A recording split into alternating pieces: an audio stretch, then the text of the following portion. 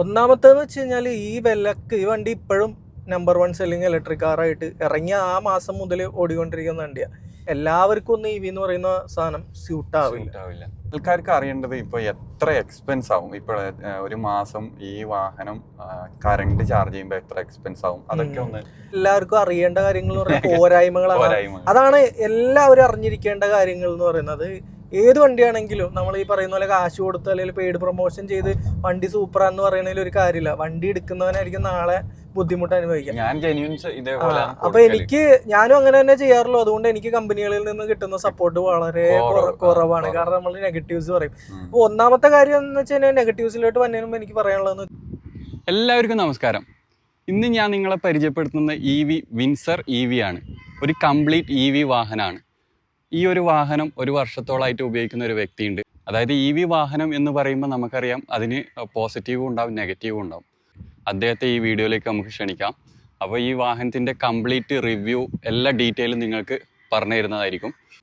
Bro ആണ് കുറച്ച് നാളായിട്ട് ഈ ഒരു വാഹനം ഉപയോഗിക്കുന്ന വ്യക്തി. അതായത് ഈ കംപ്ലീറ്റ് EV വാഹനം എന്ന് ഞാൻ പറഞ്ഞല്ലോ. അപ്പം ഇതിന് ഏതൊരു വാഹനത്തിനും നെഗറ്റീവ് വശങ്ങൾ അതുപോലെ തന്നെ പോസിറ്റീവ് വശങ്ങളുണ്ടാവും. നമുക്ക് ഇവരോട് ഡീറ്റെയിൽ ആയിട്ടുള്ള കാര്യങ്ങളൊക്കെ ചോദിക്കാം. ഇത്ര കാലം എക്സ്പീരിയൻസ് എങ്ങനെയുണ്ട് ഉപയോഗിച്ചിട്ടുള്ള, അതായത് പെട്രോൾ ഡീസൽ വിലയെല്ലാം വർദ്ധിച്ചു വരുന്ന ഒരു സാഹചര്യത്തിൽ കുറച്ച് ആൾക്കാരെല്ലാം എന്തായാലും EVയിലേക്ക് കൺവേർട്ട് ചെയ്യാനാണ് താല്പര്യപ്പെടുന്നത്. നമുക്കൊന്ന് പരിചയപ്പെടാം. എൻ്റെ പേര് നദീം ലത്തീഫ്. ഞാൻ എറണാകുളം ബേസ്ഡ് ആണ്.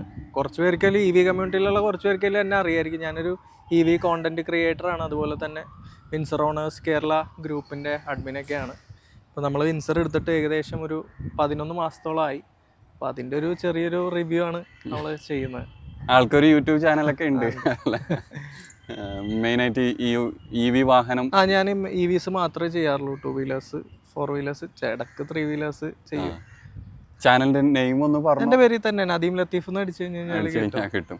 എടുത്തിട്ട് ഈ ഒരു വാഹനം ഞാനിപ്പോൾ ഇതെടുത്തിട്ട് നവംബർ 10 ആകുമ്പോഴത്തേക്കും ഒരു കൊല്ലമാവും. നമ്മൾ ആദ്യം തന്നെ എടുത്ത വണ്ടികളിൽ ഒരെണ്ണമാണ് ആലുവന്ന്. ഇതിനു മുമ്പ് വേറെ 4 വീലർ ആയിട്ട് വേറെ ഏത് വാഹനം ഉപയോഗിച്ചിട്ടില്ല? ഇതിനു മുമ്പ് വീട്ടിലുണ്ടായിരുന്ന ഹോണ്ട ജാസ് ആണ്. പക്ഷെ ഇതിനു മുമ്പ് എൻ്റെ യാത്ര കൂടുതൽ എൻ്റെ ഈതറിലായിരുന്നു. ഈതർ ഞാനൊരു 3 കൊല്ലം യൂസ് ചെയ്തിരുന്നത്. അതുകൊണ്ട് ജാസ് ഓട്ടം വളരെ കുറവായിരുന്നു. പക്ഷെ ജാസാണ് ഉണ്ടായിരുന്നത് കാറായിട്ട്. ഒരു അഭിപ്രായം ലാസ്റ്റ് നമുക്ക് നെഗറ്റീവ് വശങ്ങൾ പറയാതിൻ്റെ. ആദ്യം നമുക്ക് പോസിറ്റീവ് വശങ്ങൾ പറഞ്ഞു പോകാം. എത്ര കിലോമീറ്ററോളം ഓടി ഇപ്പം വാഹനം? ഇപ്പം 23,700 കിലോമീറ്ററായി. ഡെയിലി ഒരു 50 കിലോമീറ്റർ ഓഫീസിൽ ഓടി വരും. വീക്കെൻഡ്സ് ഒരു മേ ബി ഒരു 100 അല്ലെങ്കിൽ ചിലപ്പോൾ ട്രിവാൻഡ്രം പോയി വരുമ്പോൾ ഒരു 500. ഡെയിലി ഒരു 50 കിലോമീറ്റർ ഓട്ടം. ഇപ്പോൾ ഇയർലി ഒരു 25,000 ഓട്ടം ഏകദേശം. ഇത് പിന്നെ ഏത് വേരിയൻ്റ് ആണ് വിൻസർ EV? ഇത് മിഡ് വേരിയൻ്റ് ആണ്. എക്സ്ക്ലൂസീവ് എന്ന് പറഞ്ഞിട്ടുള്ള വേരിയൻറ്റ്. എൻ്റെ ഒരു ബഡ്ജറ്റിൽ എനിക്ക് ബെറ്റർ ആയിട്ട് തോന്നിയത് ഈ ഒരു വേരിയൻ്റ് ആയതുകൊണ്ട് നമ്മൾ ഇതിനകത്തേക്ക് എടുത്ത്. കോമറ്റ് ആ സമയത്ത് കോമറ്റ് ഒക്കെ ഉണ്ടായിരുന്നു. ആ ടൈമിൽ കോമറ്റ് ഒക്കെ ഉണ്ട്. കോമറ്റ് എടുക്കണം, എനിക്ക് ഭയങ്കര ഇഷ്ടമുള്ളൊരു വണ്ടിയാണ് കോമറ്റ്. എടുക്കണം എന്നൊരു ആഗ്രഹമൊക്കെ ഉണ്ടായിരുന്നു. പക്ഷേ ഈ പറയുന്ന പോലെ സിറ്റി ഓട്ടത്തിന് മാത്രമേ അത് പറ്റുള്ളൂ. നമുക്ക് കുറച്ച് ലോങ്ങും കൂടുതൽ ആളുകളൊക്കെ ആയിട്ട് യാത്ര ചെയ്യണമെങ്കിൽ അത് പ്രാക്ടിക്കൽ അല്ലാത്തതുകൊണ്ട് പിന്നീട് കോമറ്റ് കുറച്ച് വലുതാണ് ഈ വണ്ടി. കോമറ്റിനേക്കാളും കുറേ മാറ്റങ്ങളുണ്ട്. റേഞ്ച് എത്രയാണ് ഇത് പറയുന്നത് കമ്പനി? റേഞ്ച് ശരിക്കും കമ്പനി പറയുന്നത് 331-32 എന്താണ് IDC. ഇത് പ്രോ അല്ല, നോർമൽ വേരിയൻ്റ് ആണ്. 38 kW ബാറ്ററി പാക്ക് വരുന്നത്.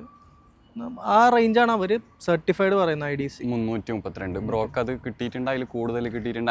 കാരണം എന്ന് പറഞ്ഞാൽ ഇപ്പം ലാസ്റ്റ് ഒരു MG കോമറ്റിന്റെ ഒരു യൂസർ റിവ്യൂ ഞാൻ ചെയ്തിട്ടുണ്ടായിരുന്നു. റേഞ്ച് കൂടുതൽ 190 പറഞ്ഞിട്ട് 220 കിട്ടി. എക്സ്പീരിയൻസ് ചെയ്തതാണ്. ഇത് തന്നെയാണ് വിൻസറിന്റെ കേസിലും സെയിം ഇത് തന്നെയാണ്. അതായത് പ്യുവർലി ഹൈവേ ആണ്. നമ്മളിപ്പോൾ ഞാൻ പറയുകയാണെങ്കിൽ എൻ്റെ പേഴ്സണൽ ബെസ്റ്റ് എന്ന് പറഞ്ഞാൽ എറണാകുളം ടു ട്രിവാൻഡ്രം. ഞാൻ ട്രിവാൻഡ്രം തിരിച്ച് വരുന്നതിലായിരുന്നു 50% കൊണ്ട് 200 കിലോമീറ്റേഴ്സ് വിത്ത് AC. വിത്തൗട്ട് AC പരിപാടിയില്ല, വിത്ത് AC. അതായിരുന്നു എൻ്റെ പേഴ്സണൽ ബെസ്റ്റ്. അല്ല അത് ഇതുവരെ തീർത്തിട്ടില്ല. പക്ഷേ പ്യുവർലി ഹൈവേ ആണ്. നമ്മളൊരു EV എഫിഷ്യൻ്റ് ആയിട്ട് ഓടിക്കുന്ന ഒരാളാണെങ്കിൽ 350+ കിട്ടും, ഷുവറായിട്ട് കിട്ടും. കാരണം എനിക്ക് തോന്നുന്നു വേറൊരു യൂട്യൂബർ തന്നെ യാസിൻ മുഹമ്മദ് കുറച്ച് നാളുമ്പോൾ 360 വരെ ഓടിച്ച് പിന്നെ ഒരു 5% ചാർജ് ഉണ്ടായിരുന്നു. പക്ഷെ അതിൽ കൂടുതൽ നമുക്ക് ഹൈവേസിൽ ചെയ്യാൻ പറ്റും. സിറ്റി യൂസ് ആണെങ്കിൽ നമ്മൾ ഈ പറയുന്ന പോലെ ഒരു സിംഗിൾ യൂസറാണ്. നമ്മൾ എഫിഷ്യൻ്റ് ആയിട്ട് ഓടിക്കുകയാണെങ്കിൽ നമുക്ക് ഒരു 280-300 വരെ. അതല്ല നമ്മൾ ഫുൾ ലോഡ്. ഇപ്പം ഞാൻ പോകുന്നതെന്ന് വെച്ച് കഴിഞ്ഞാൽ എൻ്റെ കൂടെ 4 സുഹൃത്തുക്കളുണ്ടാവും. ഫുൾ ലോഡായിരിക്കും. നമ്മൾ ഇൻഫോ പാർക്കിൽ പോയി വരാം. ചെറിയ കയറ്റങ്ങളുണ്ടാവും, ബ്ലോക്ക് ഉണ്ടാവും. അങ്ങനെയുള്ള സിറ്റുവേഷനുകളിൽ കുറച്ച് കാലൊക്കെ കൊടുത്ത് ഓടിക്കുകയാണെങ്കിൽ ഒരു 240 250 ആ റേഞ്ച്. അങ്ങനെ വന്നാൽ സിറ്റി യൂസിന് നമ്മൾ EV ഓടിക്കേണ്ട രീതിയിൽ ഓടിച്ചാൽ ഒരു 300 അടുത്ത്, പ്യൂർലി ഹൈവേ ആണെങ്കിൽ പറയുന്നതിലും കൂടുതൽ കിട്ടുന്നുണ്ട്. പക്ഷെ മോഡുകൾ എന്തായാലും പിന്നെ ബേസ് ആയിട്ടുള്ള മോഡ് ഇപ്പം നന്നായിട്ട് നമുക്ക് റേഞ്ച് കിട്ടുന്ന മോഡ് ഏതാണ് പറയാൻ വേണ്ടിയിട്ട്? അത് ശരിക്കും പറഞ്ഞു കഴിഞ്ഞാൽ ഏത് മോഡ് ഇട്ടാലും നമ്മൾ കൊടുക്കുന്ന ആക്സിലറേറ്ററും നമ്മൾ യൂസ് ചെയ്യുന്ന ബ്രേക്കിങ്ങിനെ ഡിപ്പെൻഡ് ചെയ്തിട്ട്. ഇപ്പം ഞാൻ ആദ്യമൊക്കെ നോർമൽ മോഡാണ് കൂടുതൽ യൂസ് ചെയ്തുകൊണ്ടിരുന്നത്. ഇപ്പം ഞാൻ എക്കോ പ്ലസ് ആണ് കുറച്ചുകൂടെ യൂസ് ചെയ്യുന്നത്. കാരണം നോർമൽ കുറച്ചുകൂടെ പവർ, കുറച്ചുകൂടെ കൺട്രോൾ ചെയ്യാൻ എനിക്ക് ബെറ്റർ ആയിട്ട് തോന്നിയത് ആ ഒരു മോഡുകളാണ്. പക്ഷേ അതേസമയം സ്പോർട്സ് മോഡ് യൂസ് ചെയ്യുന്ന ആളുകളുണ്ട്, സിമിലർ റേഞ്ച് കിട്ടുന്ന ആളുകൾ. സ്പോർട്സ് ഉപയോഗിച്ചിട്ട് ഏത് മോഡ് ഇട്ടാലും 320 തന്നെയാണ് അതിനകത്ത് ഡിസ്പ്ലേയിൽ കാണിക്കുള്ളൂ. സ്പോർട്സ് യൂസ് ചെയ്താലും എക്കോ യൂസ് ചെയ്യുക. സ്പോർട്സ് യൂസ് ചെയ്യുമ്പോഴത്തേക്കും ത്രോട്ടിൽ കുറച്ചുകൂടെ സോഫ്റ്റ് ആയിരിക്കും, പെട്ടെന്ന് നീങ്ങും. അപ്പോൾ നമ്മൾ ആ ത്രോട്ടിൽ കൊടുക്കുന്നതിന് ബ്രേക്കിങ്ങിനെ ഡിപ്പെൻഡ് ചെയ്തിരിക്കും. പിന്നെ ഒരു പരിധി വരെ സ്പീഡിനെ ഡിപ്പെൻഡ് ചെയ്യും. സ്പീഡ് ഒരുപാടായാൽ കുറയും. പക്ഷെ നമ്മളൊരു മയത്തിലൊരു 60-70 ഒക്കെയാണ് പിടിച്ച സ്പോർട്സ്. മെയിൻ ഒരു RPM പോലെ നമുക്ക് പറയാം അല്ലേ? RPM പോലെ ഇതിലെന്ന് വെച്ചാൽ നമുക്ക് RPM-ത്തെക്കാളും കൂടുതൽ കിലോ വാട്ടിൽ പവറാണ് വരാം. ഇപ്പോൾ ഡിസ്പ്ലേയിൽ തന്നെ നമുക്ക് കിലോ വാട്ട് പവർ കാണിക്കും. ഈ പവർ ഏറ്റവും കുറച്ച് വെച്ചിട്ട് എങ്ങനെ ഓടിക്കും അതിനനുസരിച്ച് റേഞ്ച് നമ്മുടെ കൂടും. റീജനറേഷൻ ശരിക്കും നടക്കുന്നുണ്ട്. റീജനറേഷൻ അത്യാവശ്യം വർക്ക് ചെയ്യുന്നുണ്ട്. ടാറ്റയുടെ വണ്ടികളുടെ അത്ര സ്ട്രോങ് അല്ല, എന്നാലും അത്യാവശ്യം നല്ലപോലെ റീജൻ ഉണ്ട്. ഞാൻ ഇവിടെ നിന്ന് മൂന്നാർ പോയി തിരിച്ച് വന്നപ്പോഴത്തേക്ക് ഒരു 7-8% തിരിച്ച് ചാർജ് കയറിയിട്ടുണ്ട്. തിരിച്ചിറങ്ങുമ്പോഴത്തേക്കും നമുക്ക് ഫുള്ള് റീജിയനിൽ തന്നെ വണ്ടി ഇറങ്ങിക്കോളും. അപ്പോൾ അത്യാവശ്യം നമുക്കൊരു ഡ്രൈവ് പോയാലോ, എന്നിട്ട് കൂടുതൽ കാര്യങ്ങൾ സംസാരിക്കാം.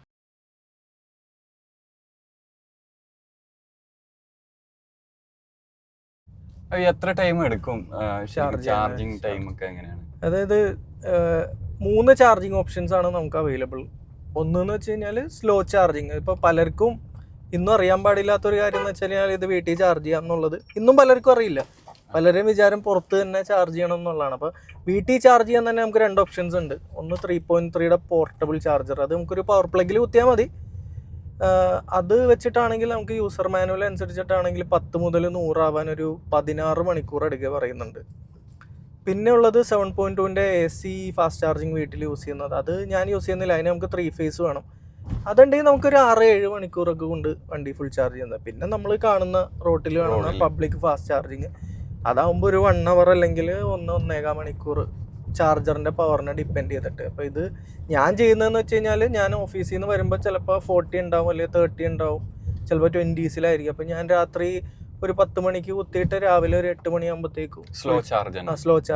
ഞാൻ ചോദിക്കുന്നത്, ഇപ്പൊ നമ്മൾ കമ്പനി പ്രൊവൈഡ് ചെയ്യുന്ന, കമ്പനി പറയുന്നുണ്ടോ ഇപ്പം ഒരു ഫാസ്റ്റ് ചാർജ് ചെയ്തതിന് ശേഷം ഒരു അടുത്ത വരുന്നത് സ്ലോ ചാർജ്? അങ്ങനെയല്ല, അത് പൊതുവേ കമ്പനികളെല്ലാവരും പറയാറ് 4, ഇപ്പൊ ടാറ്റയൊക്കെ പറയുന്ന 4 ഫാസ്റ്റ് ചാർജിങ് കഴിഞ്ഞ് കഴിഞ്ഞാൽ, ഫാസ്റ്റ് ചാർജിങ് പുറത്ത് DC ഫാസ്റ്റ് ചാർജിങ് കഴിഞ്ഞാൽ ഒരു സ്ലോ ചാർജിങ് ചെയ്യണം എന്ന് കമ്പനികൾ പറയാം. പക്ഷെ വിൻസർ ഈ പറയുന്ന പോലെ ഇതിന് ഈ ലൈഫ് ടൈം ബാറ്ററി വാറണ്ടി ഒക്കെ വന്നതുകൊണ്ട് ഇവരൊരു ടേംസ് ഉണ്ടെന്ന് വെച്ചാൽ 4 തവണ DC ഫാസ്റ്റ് ചാർജിങ് അല്ലെങ്കിൽ 4 ഓപ്പർച്യൂണിറ്റി ചാർജിങ്. അതായത് നമ്മൾ നിർത്തി ചാർജ് ചെയ്യുന്ന പരിപാടി.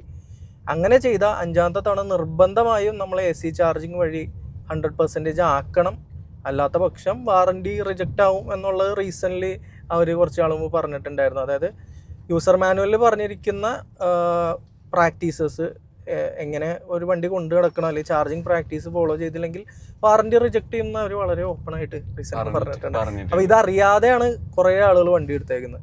കുറെ പേര് പറയുന്ന പോലെ വണ്ടി എടുത്ത് ഈ ഒരു ടേംസ് ഒന്നും അറിയാതെ ഇഷ്ടംപോലെ DC ഫാസ്റ്റ് ചാർജിങ് ഒക്കെ ചെയ്തുകൊണ്ട് നടക്കുന്നുണ്ട്. അപ്പൊ നാളെ ഒരു എന്തെങ്കിലും വന്നാൽ നമുക്ക് കൂടുതലൊന്നും ചെയ്യാൻ പറ്റുമെന്ന് എനിക്ക് തോന്നുന്നില്ല. കാരണം ഇതെല്ലാം ക്ലൗഡായിട്ട് ലിങ്ക് ചെയ്തിട്ടുള്ള വണ്ടികളാണ്. സെർവറിൽ എല്ലാ ഡാറ്റയും ഉണ്ടാവും.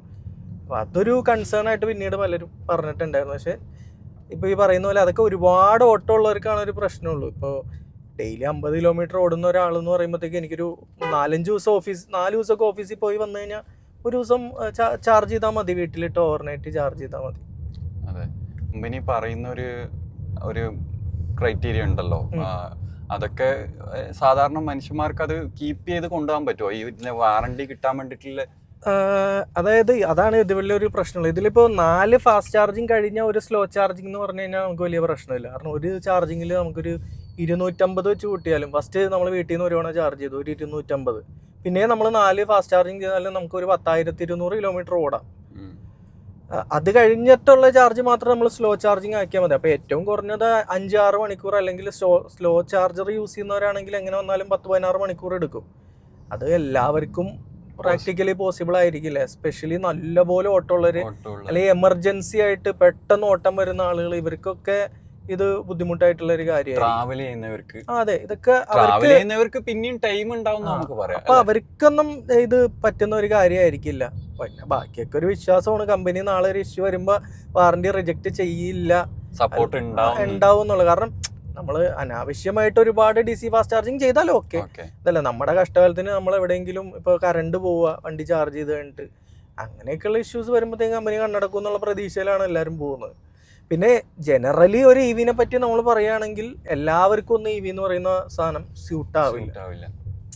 അത് ഡിപ്പെൻസ് ഓൺ ഓരോ ആളുകളുടെ യൂസേജിനെ ഡിപ്പെൻഡ് ചെയ്തിരിക്കും. ഇപ്പോൾ ചിലർ പറയുന്ന പോലെ എൻ്റെ വീട് ഉള്ള സ്ഥലത്ത് കണ്ടിന്യൂസ് ആയിട്ട് കറണ്ട് പോകും, അല്ലെങ്കിൽ വോൾട്ടേജ് ഫ്ലക്ച്വേഷൻ്റെ ഇഷ്യൂസ് ഉണ്ട്, അല്ലെങ്കിൽ എനിക്ക് പെട്ടെന്ന് ഓട്ടം വരുന്ന ആളാണ്, ഒരു അത്യാവശ്യമായിട്ട് ഓടേണ്ടി വരികയാണെങ്കിൽ EV നമുക്കൊരു ഒന്നും പറയാൻ പറ്റില്ല. കാരണം ഇപ്പോൾ മഴക്കാലമായപ്പോൾ തന്നെ പലപ്പോഴും കറണ്ട് പോകുന്നുണ്ട്. അപ്പൊ കറണ്ട് ഇല്ലെങ്കിൽ ഈ വണ്ടി നമുക്ക് ചാർജ് ചെയ്യാൻ പറ്റില്ല, വണ്ടി ഓടില്ല എന്നുള്ള മനസ്സിലാക്കിയിട്ടാണ് എല്ലാവരും വണ്ടി എടുക്കാൻ വേണ്ടിട്ട് തോന്നുമ്പോ പോയിട്ട് പെട്രോൾ അടിക്കുന്ന അതുപോലെയുള്ള ഒരു പരിപാടി നമുക്ക് നടക്കൂല. അല്ലേ പിന്നെ നമ്മൾ ഈ പറയുന്ന പോലെ BE6 XUV പോലെ 500-600 കിലോമീറ്റർ ഒക്കെ റേഞ്ച് കിട്ടുന്ന വണ്ടികൾ എടുക്കണം. അങ്ങനെ ആകുമ്പോഴത്തേക്കും നമുക്ക് വലിയ കുഴപ്പമില്ല.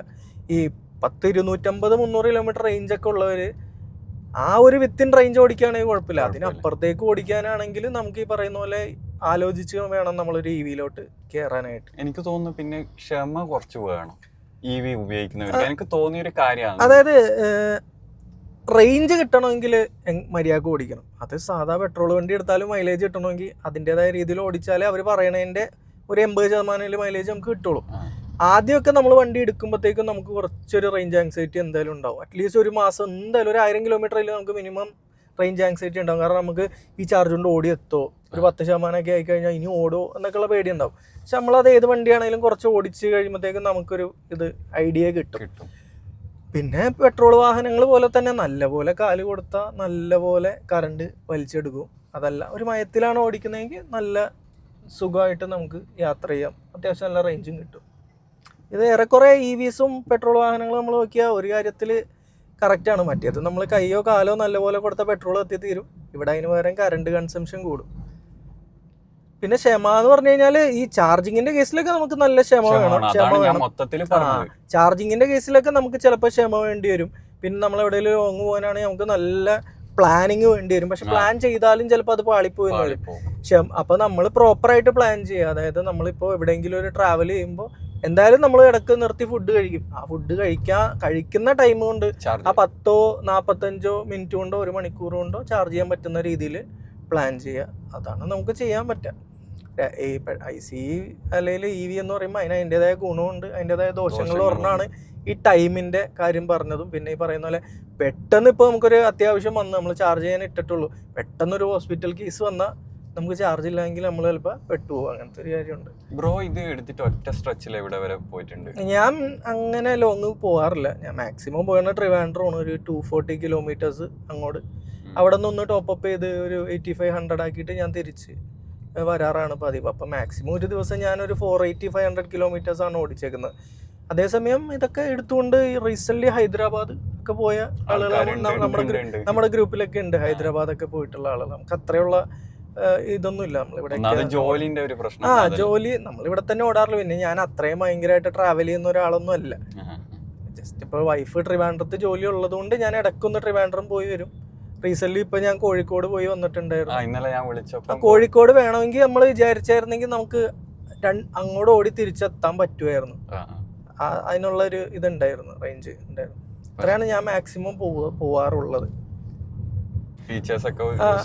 അത് ഒന്നാമത്തേന്ന് വെച്ച് കഴിഞ്ഞാൽ ഈ വണ്ടി ഇപ്പോഴും നമ്പർ 1 സെല്ലിങ് ഇലക്ട്രിക് കാറായിട്ട് ഇറങ്ങിയ ആ മാസം മുതൽ ഓടിക്കൊണ്ടിരിക്കുന്ന വണ്ടിയാണ്. കാരണം ഇത്രയും വലിയ വണ്ടി ഇപ്പൊ നിങ്ങൾ ഇതിനകത്ത് ഇരിക്കുമ്പോ തന്നെ ഇന്ത്യയിൽ ഇപ്പോഴും ഈ വണ്ടി ഇറങ്ങിയതിന് ശേഷം എല്ലാ മാസവും number 1 selling electric car Windsor തന്നെയാണ്. ഇപ്പോഴും വിൻസർ തന്നെയാണ്. ഇനി അതിനെ BE6 XUV9 ഒക്കെ മറികടക്കുന്നെങ്കിലേ ഉള്ളൂ. മറികടന്നോന്ന് എനിക്കറിയില്ല. ഒരു 5-6 മാസം വണ്ടി ഇറങ്ങിയ ഒരു 5-6 മാസം വരെ എന്തായാലും ഫസ്റ്റ് വിൻസർ തന്നെ ഇങ്ങനെ പോയിക്കൊണ്ടിരിക്കുകയായിരുന്നു. അപ്പൊ നിങ്ങൾക്ക് തന്നെ ഇരിക്കുമ്പോ അറിയാം, അതെ, നമുക്ക് ഒരു ഇന്നോവന്ന് ആകെ ഒരു 300 mm ഡിഫറൻസ് വണ്ടിക്കുള്ളൂ. പുറമേന്ന് വലിയ വണ്ടിയാണ്, പക്ഷേ 7 സീറ്ററിന് വരെ 5 സീറ്റർ ആക്കിയതുകൊണ്ട് തന്നെ ഒരുപാട് സ്പേസ് ഉണ്ട്. ആ സ്പേസ് ആണ് ഈ വണ്ടിയുടെ ഏറ്റവും ഹൈലൈറ്റ് ആയിട്ട് എൻ്റെ സുഹൃത്തുക്കളാണെങ്കിലും ഫാമിലി ആണെങ്കിലും റിയറിൽ ഇരിക്കുന്ന എല്ലാവരും പറയുന്ന ഒരു കാര്യം ഇതാണ്, എന്തൊരു സ്പേസ് ആണെന്ന്.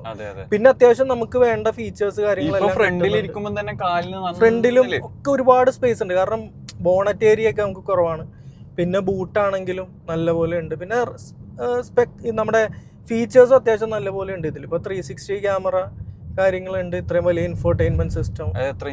ഇതൊരു 16-ന് അടുത്ത് വരുന്നുണ്ട്. ഒരു ലാപ്ടോപ്പിന്റെ സ്ക്രീനിന്റെ അത്ര വരുന്നുണ്ട്. Wireless Android auto, wireless charging, അങ്ങനെ കുറെ കാര്യങ്ങൾ. പിന്നെ ഇതിന്റെ മേലേക്കുള്ള ഓപ്ഷനിൽ വരുമ്പോൾ നമുക്ക് ആംബിയന്റ് ലൈറ്റിങ്ങും അങ്ങനെയുള്ള പരിപാടികൾ ഇതിന്റെ മേലെയുള്ള ഓപ്ഷനിൽ നമുക്ക് സൺറൂഫ് ഉണ്ട്. അത് ഓപ്പണബിൾ അല്ല, പാനോറമിക് റൂഫാണ്, ഫുള്ളി ചില്ലായിരിക്കും. അങ്ങനെ പിന്നെ വേറൊരു കാര്യം എന്ന് പറഞ്ഞാൽ ഈ ഫീച്ചേഴ്സ് ഒക്കെ എനിക്ക് തോന്നുന്നത്, ഞാൻ പല വീഡിയോയിലും പറഞ്ഞിട്ടുണ്ട്, ചില ആൾക്കാരും പറഞ്ഞിട്ടുണ്ട് സൺറൂഫ് ഉപയോഗിക്കില്ല. നമ്മ എടുക്കുമ്പോ ഫീച്ചേഴ്സ് കണ്ടിട്ട് ചില ആൾക്കാർ വീണിട്ട്. സൺറൂഫ് ഒക്കെ എന്ന് പറഞ്ഞു കഴിഞ്ഞാൽ പിള്ളേര് പ്രിഫർ ചെയ്തിട്ടാണ്. എനിക്ക് മെസ്സേജ് അയക്കുന്ന ഒരുപാട് വിൻസർ ഓണേഴ്സ് അല്ലെങ്കിൽ വാങ്ങിക്കാൻ ആഗ്രഹിക്കുന്ന ആളുകൾ പലരും പറയും പിള്ളേർക്ക് ടോപ്പ് എൻഡ് മതി, കാരണം അവർക്ക് സൺറൂഫ് വേണം എന്നൊക്കെ ഉള്ള. നമുക്ക് ഫീച്ചേഴ്സ് ഉള്ളത് എപ്പോഴും നല്ലതാണ്, അതിന് അതിൻ്റെതായ ഗുണങ്ങൾ കാര്യങ്ങളൊക്കെ ഉണ്ടാവുമെങ്കിൽ പോലും ഫീച്ചേഴ്സ് കൂടണതിനനുസരിച്ച് ചിലപ്പോൾ നമുക്ക് മെയിൻ്റനൻസ് കൂടുതൽ വരും, അല്ലെങ്കിൽ നമുക്ക് ഈ പറയുന്ന പോലെ ഫീച്ചേഴ്സ് കൂടുമ്പോൾ ബഗ്ഗുകൾ കൂടുതൽ വരും. ഇപ്പം സാധാരണ ഒരു മിറർ നമ്മളിപ്പോൾ മോട്ടറൈസ്ഡ് അല്ല, കൈകൊണ്ട് മടക്കുന്ന മിററാണെങ്കിൽ നമുക്കത് സൗകര്യമല്ല, അകത്തിരുന്ന് നമുക്ക് കൈകൊണ്ട് വലിച്ചു മടക്കണ്ട. പക്ഷെ നാളെ ആ മിററിന് ഒരു ഇഷ്യൂ വന്നു കഴിഞ്ഞാൽ അതിനകത്ത് മോട്ടറും കാര്യങ്ങളൊന്നും ഇല്ലാത്തതുകൊണ്ട് നമുക്കത് റീപ്ലേസ് ചെയ്യാൻ എളുപ്പമായിരിക്കും. അതേസമയം മോട്ടറൈസ്ഡ് ആയിട്ട് വരുമ്പോൾ അത് മാറുമ്പോൾ അതിന് അതിൻ്റെതായ റേറ്റ് വരും. അപ്പം ഫീച്ചേഴ്സ് കൂടുന്തോറും നമുക്ക് കൺവീനിയൻസും കൂടും, അതേസമയം ഈ ബഗ്ഗും ഇഷ്യൂസും വരാനുള്ള ചാൻസസ്. ഇപ്പം ഈ പറഞ്ഞ പോലെ സൺറൂഫിൻ്റെ കാര്യം പറഞ്ഞല്ലേ, സൺറൂഫ് അതിൻ്റെ മോട്ടറും കാര്യങ്ങളും ഇതൊക്കെ കംപ്ലൈൻറ്റുകൾ വരാം, അങ്ങനെയൊക്കെ ഒരുപാട് കാര്യങ്ങളുണ്ട്. പിന്നെ പലരും യൂസ് ചെയ്യാത്ത ഒരുപാട് കാര്യങ്ങളുണ്ട്. ഞാനിപ്പോൾ ഇതിൽ മിഡ് വേരിയൻറ്റിലേക്ക് വരാനുള്ള ഒന്നെന്ന് പറഞ്ഞു കഴിഞ്ഞാൽ ബഡ്ജറ്റ്, രണ്ടാമത്തെന്ന് വെച്ച് കഴിഞ്ഞാൽ അതിൻ്റെ കൂടെ AC ഫാസ്റ്റ് ചാർജർ കിട്ടുന്നുണ്ട് വീട്ടിൽ യൂസ് ചെയ്യാൻ. അപ്പോൾ എൻ്റെ കയ്യിൽ 3 ഫേസ് ഇല്ലാത്തതുകൊണ്ട് എനിക്കത് ആവശ്യമില്ല. പിന്നെ ആംബിയന്റ് ലൈറ്റിംഗ്, അതൊക്കെ ഒരു അത്യാവശ്യമുള്ളൊരു സാധനമല്ല, അതൊക്കെ ഒരു ഫാൻസി എന്നാണ് ഞാൻ പറയാം, ഫാൻസി ഫീച്ചറാണ്. പിന്നെ ആകെ എനിക്ക് യൂസ്ഫുൾ ആയിട്ട് തോന്നിയത് വെന്റിലേറ്റഡ് സീറ്റ്സ് ആണ് ഫ്രണ്ടിലെ. ബാക്കിയെല്ലാം ഒരു ഫാൻസി ഫീച്ചേഴ്സ് ആയിട്ട് തോന്നിയത് കൊണ്ടാണ് നമ്മൾ അതിനകത്തേക്ക് അങ്ങോട്ട് പോകുമായിരുന്നു. അപ്പോൾ അത്യാവശ്യം വേണ്ട ഫീച്ചേഴ്സ് കാര്യങ്ങളൊക്കെ നമുക്ക് ഇതിനകത്ത് അവൈലബിൾ. വാല്യൂ ഫോർ മണി എന്നുള്ള വാക്കാണ് ഞാൻ അന്നുപോലെ ഇന്ന് യൂസ് ചെയ്തുകൊണ്ടിരിക്കുന്നത്. ഇപ്പോഴാണ് പിന്നെയും ഈ പ്രൈസിങ്ങിൽ കമ്പീറ്റ് ചെയ്യാനായിട്ട് കുറച്ചുകൂടെ ബെറ്റർ വണ്ടികൾ വന്ന് തുടങ്ങിയിരിക്കുന്നത്. അതുവരെ ഈ ഒരു പ്രൈസിങ്ങിൽ ഉള്ളതിൽ ഏറ്റവും നല്ല റിലയബിൾ ആയിട്ടുള്ള വണ്ടികൾ ഒരെണ്ണം MGയുടെ വിൻസർ തന്നെ. ഇതിന്റെ പ്രൈസ് നമ്മൾ പറഞ്ഞിട്ടില്ല ബ്രോ, എടുക്കുമ്പോൾ എത്ര? ഇതിന്റെ പ്രൈസ് ഞാൻ എടുക്കുന്ന ടൈമിൽ എന്ന് വെച്ച് കഴിഞ്ഞാൽ ഇതിൽ MG ഡീലർഷിപ്പുകാരുടെ ഒരുപാട് അവരുടെ ഇൻഷുറൻസ്, അതിൻ്റെ മാർജിൻ കയറ്റിയിട, അങ്ങനത്തെ ഒക്കെ ഒരുപാട് പരിപാടികളുണ്ട്. പക്ഷെ ഞാൻ ഈ ഇൻഷുറൻസ് ഞാൻ പുറത്തുനിന്നാണ് എടുത്തത്. ആക്സസറീസ് എല്ലാം എടുക്കണമെന്ന് അവരെ നിർബന്ധം പറഞ്ഞാണ്, അതൊന്നും എടുത്തില്ല. ഞാനൊരു 7000 രൂപയുടെ ആക്സസറീസ് മാത്രമേ എടുത്തുള്ളൂ. അങ്ങനെ എല്ലാം കൂടെ കട്ട് ചെയ്ത് വരുമ്പോഴത്തേക്ക് ഒരു 16,000 എനിക്ക് വണ്ടി കിട്ടി ഓൺ റോഡ്.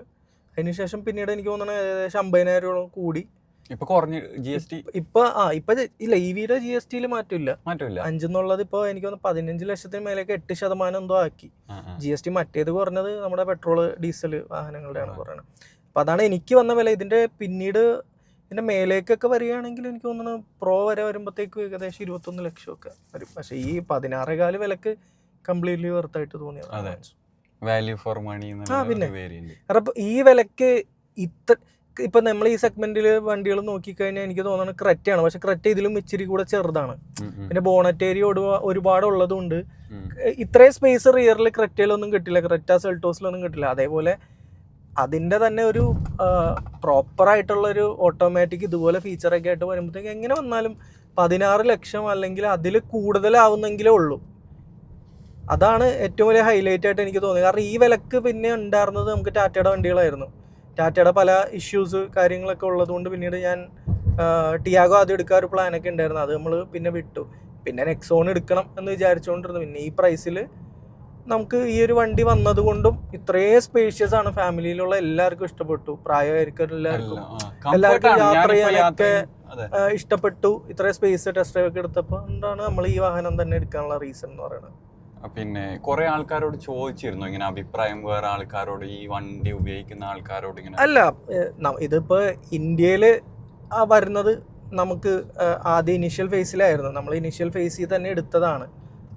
അല്ല, ഇതെന്ന് വെച്ച് കഴിഞ്ഞാൽ നമ്മുടെ മലേഷ്യ അതുപോലെ തന്നെ ചൈനയിലൊക്കെ ബാവോജുങ് യുണ്ടോ അല്ലെങ്കിൽ വൂലിംഗ് ക്ലൗഡ് എന്നൊക്കെയുള്ള പേരിൽ ഓൾറെഡി ഓടിക്കൊണ്ടിരുന്ന വണ്ടികളാണ് അവിടെ. അതിനെയാണ് അവരുടെ അവിടെ നിന്ന് തന്നെ MG ഇങ്ങോട്ടേക്ക് കൊണ്ടുവരുന്നത്. അപ്പം നമ്മൾ എടുക്കുമ്പോൾ ആദ്യമായിട്ടാണ് അല്ലേ വണ്ടി വരുന്നത്. അപ്പം നമുക്ക് വലിയ ഐഡിയ ഇല്ല എങ്കിൽ പോലും നമ്മൾ ഈ EV സെക്ടറിലുള്ളതുകൊണ്ട് കുറേ സുഹൃത്തുക്കളൊക്കെ ആയിട്ട് നമ്മൾ സംസാരിച്ചിട്ടുണ്ടായിരുന്നു. അപ്പോൾ MGയുടെ വണ്ടി നമ്മൾ ഈ MGയിലേക്ക് വരാനുള്ള ഒരു ധൈര്യം എന്ന് പറഞ്ഞു കഴിഞ്ഞാൽ നമ്മുടെ ZS-EV ആണ്. കാരണം ZS-EV യൂസ് ചെയ്യുന്ന ഒരുപാട് സുഹൃത്തുക്കൾ നമുക്ക് ഉണ്ടായിരുന്നു. അപ്പോൾ ZS എന്ന് പറഞ്ഞു കഴിഞ്ഞാൽ MGക്ക് ഇവിടെ പേരുണ്ടാക്കി കൊടുത്ത ഒരു വണ്ടിയാണ്. ആകെ ഒരു ഇഷ്യൂ എന്ന് പറഞ്ഞാൽ മാർക്കറ്റിംഗ് ചെയ്യാൻ MGക്ക് അറിയില്ല.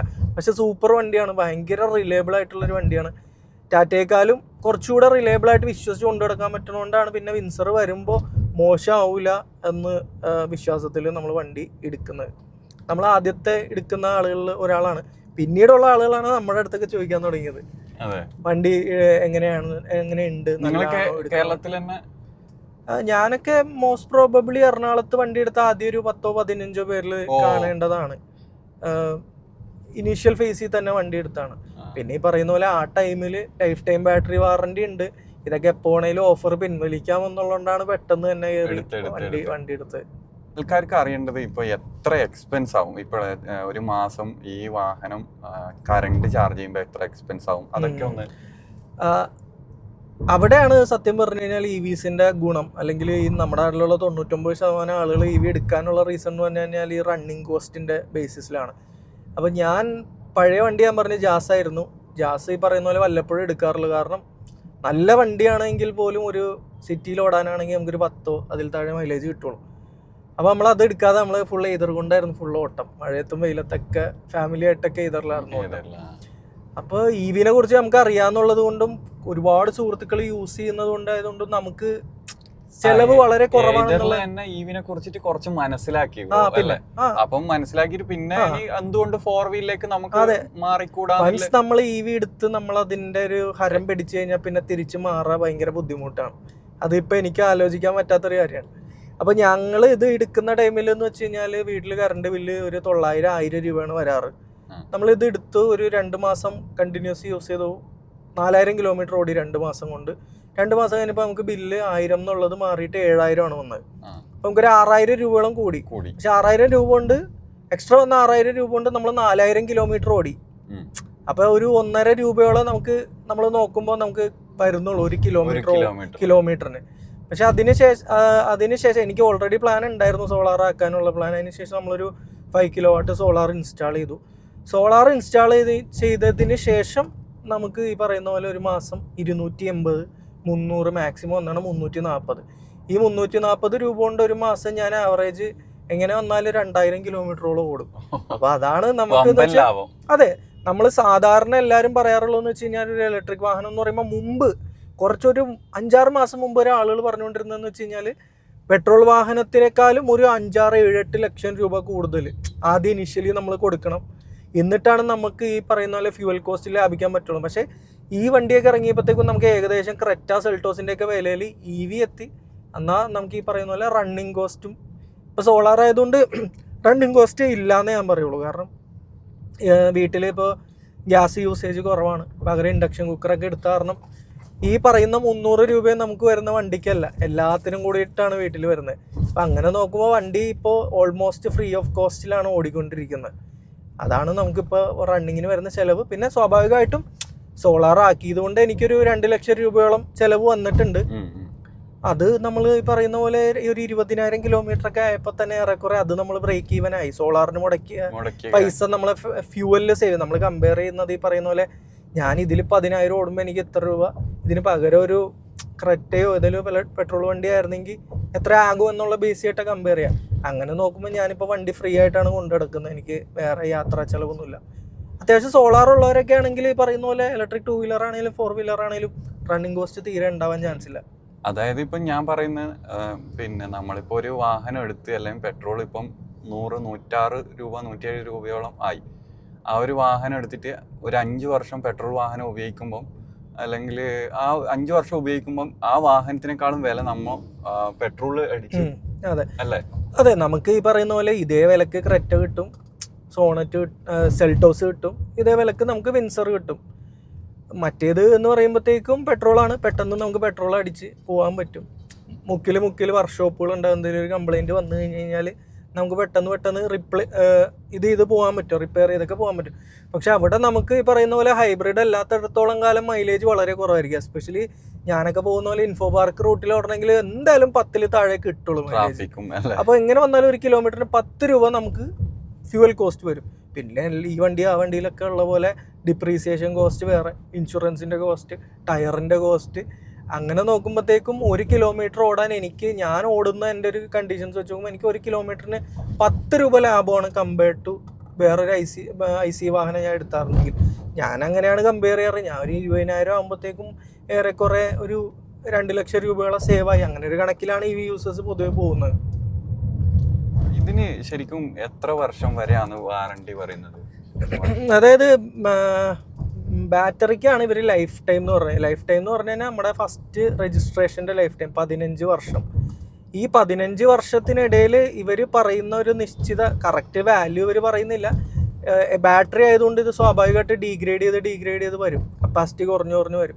ഇവർ പറയുന്ന ആ ഒരു നാച്ചുറൽ കപ്പാസിറ്റിക്ക് ഉള്ളിലാണെങ്കിൽ നമുക്ക് വേറെ റീപ്ലേസ്മെൻറ്റ് കാര്യങ്ങളൊന്നും കിട്ടില്ല. അതേസമയം നമ്മൾ വണ്ടി യൂസ് ചെയ്ത് ഇവർ ഉദ്ദേശിക്കുന്നതിലും കൂടുതൽ ഡീഗ്രേഡേഷൻ വന്നാൽ റീപ്ലേസ്മെൻറ്റ് കിട്ടും ഈ 15 വർഷത്തിനിടയിൽ. പിന്നെ ഞാൻ പറഞ്ഞ പോലെ നേരത്തെ ടേംസ് ആൻഡ് കണ്ടീഷൻസ് അതൊക്കെ അവർ സ്ട്രിക്റ്റ് ആയിട്ട് ഫോളോ ചെയ്യുമെന്നുള്ളത് നമുക്കറിയില്ല. അതൊക്കെ സ്ട്രിക്റ്റ് ആയിട്ട് ഫോളോ ചെയ്യാൻ നിന്ന് കഴിഞ്ഞാൽ പലർക്കും വാറണ്ടിയിൽ പണി കിട്ടും. അതൊരു പ്രശ്നമാണ്. 15 വർഷമാണ് ഇവർ പറയുന്നത്. പിന്നെ കിലോമീറ്റർ പറയുന്നുണ്ടോ?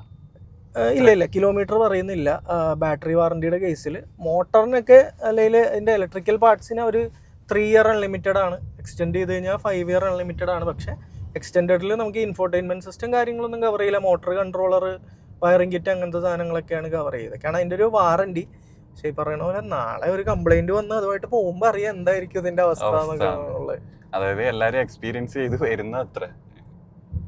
സർവീസും കാര്യങ്ങളൊക്കെ എങ്ങനെയാണ്? സർവീസ് കോസ്റ്റ്, പിന്നെ ബാക്കി ഇപ്പം ടയറൊക്കെ ഒരുപാട് തഴഞ്ഞു പോകുന്നില്ല ഒരു ടയറിൻ്റെ കേസിലേക്ക് നമ്മൾ വരികയാണെങ്കിൽ ടയർ തേയ്മാനം ഒരു പരിധി വരെ വണ്ടിക്ക് വെയിറ്റ് കൂടുന്നുണ്ട്. ഇപ്പോൾ ഈ വണ്ടിക്ക് തന്നെ 1.5 ടണ്ണോളം വെയിറ്റ് കാണും. അപ്പോൾ ബാറ്ററി ആയതുകൊണ്ട് തന്നെ അത് അത്രയും വെയിറ്റ് വണ്ടിയിൽ വരുന്നതുകൊണ്ട് ടയർ തേയ്മാനത്തിൽ ഒരു റീസൺ നമ്മുടെ ഇത് തന്നെ ആയിരിക്കും, വെയിറ്റ്. പിന്നെ അല്ല EV യൂസ് ചെയ്യണതിനെ പോലെ, കാരണം EVയുടെ ഇനീഷ്യൽ ടോർക്ക് എന്ന് പറഞ്ഞു കഴിഞ്ഞാൽ നമുക്കറിയാം. ഈ വണ്ടിക്ക് തന്നെ ഏകദേശം 136 bhpക്ക് അടുത്ത് പവർ ഉണ്ട്, 100 kW വരുന്നത്. അങ്ങനെ ഓടിച്ചാൽ പെട്രോളല്ല ഏത് വണ്ടിയാണെങ്കിലും ടയർ തേഞ്ഞു പോകും. പിന്നെ EV ആയതുകൊണ്ട് തന്നെ ഇത് സ്പീഡ് കയറുന്നത് നമ്മൾ അറിയാത്തതുകൊണ്ട് തേഞ്ഞു പോകും. ഇപ്പം ഞാൻ ബാസിംസ് പ്ലേറ്റിൻ്റെ ഒരു വീഡിയോ കുറച്ച് ആൾ മുമ്പ് കണ്ടിട്ടുണ്ടായിരുന്നു, ടയർ തേയ്മാനം വന്നെന്ന് പറഞ്ഞിട്ടുള്ളൂ. അതിൽ പുള്ളി തന്നെ പറയുന്നുണ്ട് EV ആണ്, കത്തിച്ച് പിടിച്ച് ഓടിക്കാൻ നിന്ന് കഴിഞ്ഞ് കഴിഞ്ഞാൽ ടയർ തേയുന്നുള്ളത്. ടയർ തേയും, അങ്ങനെ ഓടിച്ചാൽ നല്ലപോലെ ടയർ തേയും. അതല്ല സൂക്ഷിച്ച് കണ്ട് ഓടിക്കുകയാണെങ്കിൽ വിൻസറിൻ്റെ കേസിൽ നമുക്കൊരു 45 ടയർ മാറിയ ഒരാളെ ഗ്രൂപ്പിലുള്ളത് 50,000 കഴിഞ്ഞ ആളുകളിൽ ഒരു ഞാൻ പറയുകയാണെങ്കിൽ പ്രോപ്പറായിട്ട് നമ്മൾ കൊണ്ടുനടക്കുകയാണെങ്കിൽ ഒരു 45,000 ഒക്കെ ഇങ്ങനെ വന്നാലും നമുക്കിതിൽ കിട്ടേണ്ടതാണ്. പിന്നെ നമ്മൾ കെയർ ചെയ്യാതെ ഓടിക്കുകയാണെങ്കിൽ ഞാൻ കൂടുതൽ പറയേണ്ട ആവശ്യമില്ല. പിന്നെ സർവീസിൻ്റെ കാര്യത്തിലേക്ക് വരുമ്പോൾ സർവീസ് വരുന്നത് ആദ്യത്തെ 3 ലേബർ ഫ്രീ ആണ്. ലേബർ മാത്രമേ ഫ്രീ ഉള്ളൂ. ഫസ്റ്റ് സർവീസിൽ നമുക്ക് കാര്യമായിട്ടൊന്നും ചെയ്യുന്നില്ല, ജനറൽ ചെക്കപ്പ് ഉള്ളൂ, അത് കംപ്ലീറ്റ്ലി ഫ്രീ ആണ്. സെക്കൻഡ് സർവീസ് വരുമ്പോഴത്തേക്ക് ഒരു ട്രാക്ഷൻ ഓയിൽ ചേഞ്ച് ചെയ്യും. അപ്പോൾ അത് 5000 കിലോമീറ്ററിൽ. അപ്പോൾ അതിനൊരു 1,050 രൂപയോളം വരും. പിന്നെ തേർഡ് സർവീസ് വരുമ്പോഴാണ് AC ഫിൽറ്റർ കാര്യങ്ങൾ മാറ്റുക. തേർഡ് സർവീസിന് എനിക്ക് 750 രൂപയുള്ളൂ. കാരണം ഞാൻ ഈ യൂസർ മാനുവലിൽ പറഞ്ഞിട്ടുള്ള സാധനങ്ങൾ മാത്രമേ ചെയ്യിക്കാറുള്ളൂ. അതുകൊണ്ട് എനിക്ക് 750 രൂപയുള്ളൂ. പക്ഷേ 30,000 സർവീസിലേക്ക് വരുമ്പോൾ മേജർ സർവീസാണ്. നമുക്ക് എങ്ങനെ വന്നാലും ഒരു 5,000 to 7,000 റേഞ്ചിൽ വരും. മേജർ എന്ന് പറയുമ്പോൾ 30,000 മേജർ വരുള്ളൂ. അതുവരെയുള്ള സർവീസ് എന്നാലും കുറവാണ്. ആദ്യത്തെ 3 ലേബർ ഫ്രീ ആയതുകൊണ്ടാണ്. അടുത്ത സർവീസ് ഒക്കെ വരുമ്പോൾ ഈ AC ഫിൽറ്റർ മാറ്റുമ്പോൾ അതിൻ്റെ കൂടെ ലേബറും വരും. എന്നാലും ഒരു ആവറേജ് ഇപ്പോൾ ഞാൻ സംസാരിച്ചപ്പോൾ ZSEV കോമറ്റൊക്കെ യൂസ് ചെയ്യുന്ന ആളുകൾ പറഞ്ഞത് ഒരു സർവീസ് ആവറേജ് 2,200 2,500. അതും നമുക്ക് സർവീസ് വരുന്നതെന്ന് വെച്ച് കഴിഞ്ഞാൽ 1000, 5000, 15000 കഴിഞ്ഞാൽ പിന്നെ ഓരോ 15000 കിലോമീറ്ററിലെ സർവീസ് വരുന്നുള്ളൂ. 15000 കിലോമീറ്റർ ഓടുമ്പോൾ നമ്മൾ 5000 രൂപ സർവീസിന് കൊടുത്താലും ഒരു കിലോമീറ്ററിന് നമുക്ക് 30 പൈസ സർവീസ് കോസ്റ്റ് വരുന്നുള്ളൂ. പിന്നെ ഉള്ളൊരു ഇഷ്യൂ എന്ന് പറഞ്ഞു കഴിഞ്ഞാൽ ഈ പറയുന്ന പോലെ സർവീസ് സെൻറ്ററിലൊക്കെ ഇരിക്കുന്ന ആളുകൾക്ക് വളരെ കുറവ് നോളജ് ഇതിനെക്കുറിച്ചൊക്കെ ഉള്ളൂ. നമ്മളൊരു ചെറിയ കംപ്ലൈൻ്റ് ആയിട്ട് പോയാൽ വരെ, എസ്പെഷ്യലി സോഫ്റ്റ്വെയർ റിലേറ്റഡ് ആയിട്ടുള്ള എന്തെങ്കിലുമായിട്ട് പോയാൽ വരെ അവർ പറയും സാർ വണ്ടി ഇവിടെ ഇടണം, ഒരാഴ്ച കിടക്കണം, ഞങ്ങൾക്ക് നോക്കണം എന്ന് പറയും. അതൊക്കെയാണ് ഒരു പ്രശ്നമായിട്ട്. അത് MGയുടെ മാത്രമല്ല, ഏത് കമ്പനിയുടെ EV എടുത്തു കഴിഞ്ഞാൽ നമ്മളൊരു സോഫ്റ്റ്വെയർ ഇഷ്യൂ ഒക്കെ ആയിട്ട് പോയി കഴിഞ്ഞാൽ ഇവർക്ക് സത്യം പറഞ്ഞാൽ ഇത് ഡയഗ്നോസ് ചെയ്യാനൊന്നും ഇവർക്കൊന്നും അറിയില്ല. ഇവര് സാറേ ഒരാഴ്ച എടുക്കും, ചിലപ്പോൾ 1 മാസം എടുക്കും എന്നൊക്കെ പറയാം. അതാണ് ആകെ ഒരു പ്രശ്നം ജനറലി ഉള്ളത്. പഠിച്ചു വരുമായിരിക്കും അല്ലെ, അല്ലെങ്കിൽ അങ്ങനെ എക്സ്പീരിയൻസ് ആയിട്ടുള്ള ആൾക്കാരെ തെരഞ്ഞെടുക്കാം. അവർക്ക് പ്രത്യേക ക്ലാസ്. പുതിയൊരു ടെക്നോളജി ആയതുകൊണ്ട് ഈ പറയുന്ന പോലെ പ്രോപ്പർ ട്രെയിനിങ് ആളുകൾക്ക് കൊടുക്കണം. പക്ഷെ ഇത് ഡയഗ്നോസ് ചെയ്ത് ഇപ്പോൾ ഒരു ഇഷ്യൂ ഉണ്ട്. ഇപ്പോൾ BYD ആണെങ്കിൽ പോലും നമ്മൾ നാളെ ഒരു ഇഷ്യൂ വന്നു കഴിയുമ്പോൾ പോയി കഴിഞ്ഞാൽ ഇത് ഡയഗ്നോസ് ചെയ്യാന്ന് പറഞ്ഞാൽ എളുപ്പമായിട്ടുള്ള കാര്യമല്ല. കാരണം ഹെവിലി സോഫ്റ്റ്വെയർ ഡിപ്പെൻഡിങ് ആണ്. ഇന്നും കൂടെ ഗ്രൂപ്പിൽ ഒരാൾ പറഞ്ഞിട്ടുണ്ടായിരുന്നു, എന്തോ പാർട്ട് റീപ്ലേസ്മെന്റിന്റെ കാര്യം പറഞ്ഞിട്ട് പാർട്ട് വരണം ചൈനയിൽ നിന്ന്, 1 മാസമായിട്ട് ഇതുവരെ വന്നിട്ടില്ല. അങ്ങനെ കുറച്ച് പ്രശ്നങ്ങളുണ്ട്. ഈ സ്പെയർ പാർട്സിന്റെ റേറ്റും കൂടുതലായിരിക്കും. പിന്നെ ഈ പറയുന്ന പോലെ ചൈനീസ് മേക്ക് ആയതുകൊണ്ടും ചൈനീസ് പാർട്സ് യൂസ് ചെയ്യുന്നതുകൊണ്ടും BYD ആണെങ്കിലും MG ഒക്കെ ആണെങ്കിലും ഈ ഷോറൂമുകളിൽ റെഡിലി അവൈലബിൾ ആയിട്ടുള്ള സാധനമാണെങ്കിൽ പെട്ടെന്ന് മാറ്റി കിട്ടും. അതല്ല, നമ്മൾ വളരെ റെയറായിട്ട് കംപ്ലൈൻറ്റ് വന്ന ഒരു സാധനമാണെങ്കിൽ ഇത് ചൈനയിൽ നിന്ന് വരണം. വരുമ്പോഴത്തേക്കും ചിലപ്പോൾ ഒരാഴ്ച എടുക്കും, ചിലപ്പോൾ 1 മാസം എടുക്കും. അങ്ങനെ ഒരു പ്രശ്നം ഈ സർവീസിൻ്റെ സൈഡിലുണ്ട്. അതൊക്കെ ഫ്യൂച്ചറിൽ കുറേ അങ്ങോട്ട് യൂസ് ചെയ്ത് വരുമ്പോൾ അറിയാം. അങ്ങനെ നമുക്കിനി നെഗറ്റീവ്സ് പറയാം. അതായത് ഏത് വാഹനത്തിനും നെഗറ്റീവ്സ് ഉണ്ടാവും. നെഗറ്റീവ് സൈഡ് ഇല്ലാത്ത ഏതിലാണെങ്കിലും നെഗറ്റീവ് സൈഡ്സ് ഉണ്ടാവും. അപ്പോൾ നമുക്ക് ബ്രോഡ് നെഗറ്റീവ്, ഈ ഒരു വാഹനത്തിന്റെ നെഗറ്റീവ് ചോദിക്കാം. ആൾക്കാർക്ക് അറിയാൻ കൂടുതൽ താല്പര്യം ഉണ്ടാവും നെഗറ്റീവ് ഒക്കെ. നെഗറ്റീവ്സ് ആണ് കൂടുതൽ ആളുകൾ അറിഞ്ഞിരിക്കേണ്ടതുമായിട്ടുള്ള കാര്യം. കാരണം കാശ് കൊടുത്ത് വണ്ടിയുടെ റിവ്യൂ ചെയ്യുന്ന പലരും വീഡിയോ ഇട്ടിട്ട് അവർ പോകും, ഇത് ഇത്ര കിലോമീറ്റർ ഓടും, ഇത് അങ്ങനെയാണ് ഇങ്ങനെയാണെന്ന് പറഞ്ഞിട്ട് പോകും. വണ്ടി വാങ്ങിച്ച് കഴിയുമ്പോഴാണ് പലരും പല നെഗറ്റീവുകൾ കാര്യങ്ങൾ വണ്ടിയുടെ മനസ്സിലാക്കുക എന്നുള്ളത്. അപ്പം നെഗറ്റീവിലേക്ക് വന്നതിന് മുമ്പ് എനിക്ക് ഒരു കാര്യം ഇത് കാണുന്നവരോട് പറയാനുള്ളതെന്ന് വെച്ചാൽ, ഒരു EV എടുക്കണോ വേണ്ടയോ എന്നുള്ളത് ശരിക്കും പറഞ്ഞാൽ നിങ്ങൾ ഒരുപാട് ആലോചിക്കേണ്ട ഒരു കേസാണ്. പലരും ഈ പറയുന്ന പോലെ എനിക്ക് 1 മാസം 7000 10000 രൂപയുടെ പെട്രോൾ ചിലവുണ്ട്, എനിക്കൊരു EV എടുക്കാം എന്ന് വിചാരിച്ചിട്ട് വന്നു കഴിഞ്ഞ് പെട്ടുപോകുന്ന ആളുകളുണ്ട്. കാരണം ഒന്നെന്ന് പറഞ്ഞാൽ ഇതൊരു പുതിയൊരു ടെക്നോളജിയാണ്. അപ്പോൾ അതുകൊണ്ട് തന്നെ നമുക്ക് ബഗ്ഗുകൾ കാര്യങ്ങൾ വരാം. ഞാൻ പറഞ്ഞ പോലെ സർവീസിൽ ചിലപ്പോൾ ഡിലേ കാര്യങ്ങൾ വരും, സ്പെയർ പാർട്സ് റേറ്റ് കൂടുതലായിരിക്കും. അതുപോലെ തന്നെ പുതിയ ഒരു കാര്യമായതുകൊണ്ട് തന്നെ പലരും പഠിക്കാതെ വന്നിട്ടാണ് ഒരു EVയിലേക്ക് കയറുന്നത്. ബേസിക്കായിട്ട് ഇപ്പോൾ ഞാൻ പറഞ്ഞ പോലെ battery warranty terms and conditions പോലും നോക്കാതെ വണ്ടി എടുത്തതിന് ശേഷം അയ്യോ ഇനി ഞാൻ എന്ത് ചെയ്യും എന്ന് പറഞ്ഞ ആളുകളുണ്ട്. അതേസമയം ഒരു ICE വാഹനം ഓടിച്ച് ഇത്രയും 100 കണക്കിന് വർഷമായിട്ട് ഓടിത്തെളിഞ്ഞ ICE വാഹനങ്ങൾ എടുത്തിട്ട് അതേ എക്സ്പീരിയൻസ് പ്രതീക്ഷിക്കുന്ന ആളുകളുണ്ട്. ചിലർ ഈ പറയുന്ന പോലെ വന്ന് ഒരു ബഗ്ഗൊക്കെ അടിക്കുമ്പോഴത്തേക്കും ഞാൻ 40 വർഷമായി ICE വാഹനം യൂസ് ചെയ്യുന്നതാണ്, എനിക്ക് ഇതുവരെ ഒരു പ്രശ്നം ഉണ്ടായില്ല എന്ന് പറയുമ്പോഴത്തേക്കും നമ്മൾ പറയുന്ന ഒരു കാര്യമാണ് ആലോചിച്ചും കണ്ടിട്ട് എടുക്കണം എന്നുള്ളത്. പിന്നെ ബേസിക് ആയിട്ടുള്ള കുറച്ച് കാര്യങ്ങളുണ്ട്. അതായത് ഇതൊരു ഇലക്ട്രിക് വണ്ടിയാണ്, കറണ്ട് ഉണ്ടെങ്കിലേ നമുക്ക് ചാർജ് ചെയ്യാൻ പറ്റൂ, കറണ്ട് ഇല്ല എങ്കിൽ നമുക്കിത് കൊണ്ടെടുക്കാൻ പറ്റില്ല എന്നുള്ള ആദ്യം മനസ്സിലാക്കണം. കാരണം റീസെൻ്റ്ലി നമ്മുടെ ഗ്രൂപ്പിൽ ഒരു ടോക്ക് വന്നതിൽ ഇതുപോലെ പറഞ്ഞത്, ബുദ്ധിമുട്ട് പറഞ്ഞതെന്ന് വെച്ചാൽ മഴക്കാലം വന്നപ്പോൾ കറണ്ട് ഇല്ല, ഭയങ്കര കഷ്ടമായിപ്പോയി. ഞാൻ പറഞ്ഞതെന്ന് വെച്ചാൽ ഇലക്ട്രിക് വണ്ടിയാണെങ്കിൽ കറണ്ട് ഇല്ല, നമുക്ക് എടുക്കുന്നതിൽ കാര്യമില്ല. പിന്നെ പെട്രോൾ വണ്ടി പോലെ എല്ലാവർക്കും അറിയാവുന്ന പോലെ പെട്ടെന്ന് പെട്രോൾ അടിച്ചിട്ട് പോകാൻ പറ്റില്ല, ചാർജിങ്ങിന് ടൈം എടുക്കും. അതുപോലെ തന്നെ തോന്നുന്ന പോലെ നമുക്ക് ഓടിക്കാൻ പറ്റില്ല. മേ ബി നമുക്ക് കുറച്ച് ദൂരം ഓടിക്കാനുള്ളൂ, അത്യാവശ്യം ചാർജും റേഞ്ചൊക്കെ ഉണ്ടെങ്കിൽ നമുക്ക് ഓടിക്കാം. അതല്ല നമ്മൾ ലോങ് പോകുന്ന ടൈമാണെങ്കിൽ നമ്മൾ അത്യാവശ്യം ക്ഷമയോടുകൂടെ ഓടിച്ചാൽ മാത്രമേ നമുക്കത് ഓടി എത്തിക്കാനൊക്കെ സാധിക്കുള്ളൂ. അപ്പം അങ്ങനെയുള്ള ഒരുപാട് കാര്യങ്ങൾ കൺസിഡർ ചെയ്യണം. ഇനി നെഗറ്റീവ്സിലേക്ക് വരികയാണെങ്കിൽ, എൻ്റെ കേസിലേക്ക് വരികയാണെങ്കിൽ എനിക്ക് ഇതുവരെ ഒന്നും വന്നിട്ടുള്ള ഇഷ്യൂസ് എന്ന് പറഞ്ഞു കഴിഞ്ഞാൽ, ഇൻ ജനറൽ എല്ലാ ഓണേഴ്സും പറയുന്ന പോലെ തന്നെ സസ്പെൻഷൻ സ്റ്റിഫർ സൈഡിലാണ്. അപ്പോൾ ഹൈവേയിൽ നമ്മൾ പോകുമ്പോൾ നല്ല റബ്ബറൈസ്ഡ് റോഡാണെങ്കിൽ നല്ല കംഫർട്ടാണ്, നല്ല കംഫർട്ടാണ്, നല്ല സ്റ്റെബിലിറ്റിയും നമുക്ക് കിട്ടും. 100-ൽ പോയിട്ട് നമ്മൾ വളഞ്ഞാൽ നമുക്ക് വലിയ പ്രശ്നമില്ല. പക്ഷെ റോട്ടിൽ കുഴികൾ, ഹമ്പ് കാര്യങ്ങളൊക്കെ വന്നു തുടങ്ങി വളരെ മോശം റോഡിലേക്ക് നമ്മൾ പോകണമെങ്കിൽ ഇത് ഓരോന്നും നമുക്ക് എടുത്ത് അകത്തറിയാൻ പറ്റും.